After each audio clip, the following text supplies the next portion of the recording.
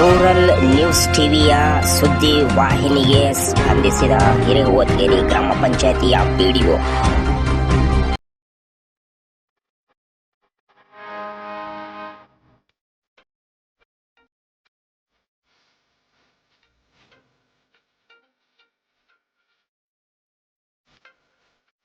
Rural news ವರದಿಗೆ ಸ್ಪಂದಿಸಿದ ಹಿರೇಹೊತ್ಗೇರಿ ಗ್ರಾಮ ಪಂಚಾಯಿತಿ ಪಿಡಿಒ. ಇಳಕಲ್ ತಾಲೂಕಿನ ಹಿರೇಹೊತ್ಗೇರಿ ಗ್ರಾಮದ ಸರಕಾರಿ ಪ್ರೌಢಶಾಲೆಯಲ್ಲಿ ಕುಡಿಯುವ ನೀರಿಗಾಗಿ ಕೈಯಲ್ಲಿ ತಟ್ಟೆ ಹಿಡಿದು ಗ್ರಾಮ ಪಂಚಾಯಿತಿ ಮುತ್ತಿಗೆ ಹಾಕಿದ್ದರು. ಈ ಸುದ್ದಿಯನ್ನು ನಮ್ಮ ರೂರಲ್ ನ್ಯೂಸ್ ವರದಿ ಮಾಡಿತ್ತು.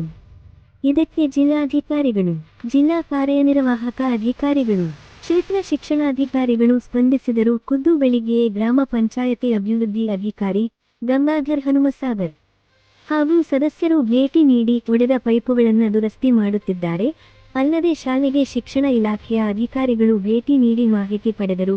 ಅದೇನೇ ಇರಲಿ, ಪ್ರೌಢಶಾಲಾ ಮಕ್ಕಳಿಗೆ ನೀರನ್ನು ನೀಡುವ ಮೂಲಕ ಸ್ಪಂದಿಸಿದ ಅಧಿಕಾರಿಗಳಿಗೆ ರೂರಲ್ ನ್ಯೂಸ್ ಧನ್ಯವಾದಗಳನ್ನು ತಿಳಿಸುತ್ತದೆ.